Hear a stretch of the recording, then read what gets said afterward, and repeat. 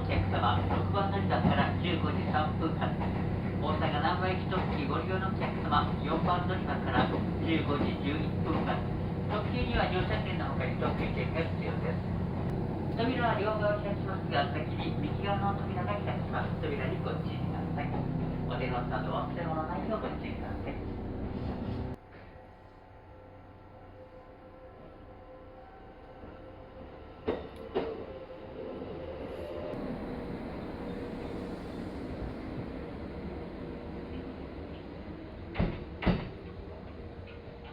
特急伊勢志摩ライナーが参ります。危険ですから黄色い線までお下がりください。停車駅は伊那神戸、名張、灰原、大和八木、大和高田、鶴橋、大阪上本町です。特急には乗車券の他に特急券が必要です。特急券の指定番号の席にお座りください。電車の番号は後ろの方から1号車、2号車の順です。この後の名古屋行き特急は前の方から1号車、2号車の順です。次の15時16分、名古屋行き特急ご利用のお客様はあとしばらくお待ちください。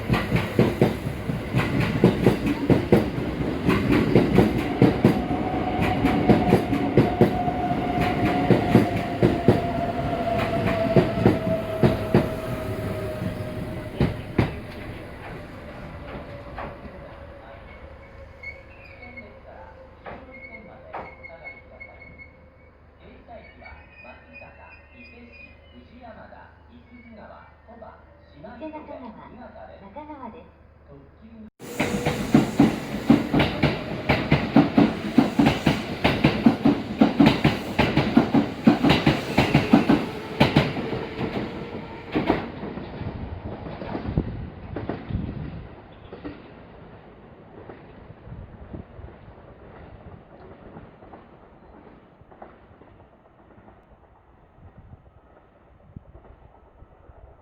まもなく3番乗り場に15時14分発鳥羽行き特急鳥羽行きの特急が参ります。危険ですから黄色い線までお下がりください。まもなく4番乗り場に15時16分発名古屋行き特急名古屋行きの特急が参ります。危険ですから黄色い線までお下がりください。停車駅は津、白子、四日市、桑名です。特急には乗車券の他に特急券が必要です。特急券の指定番号の席にお座りください。電車の番号は前の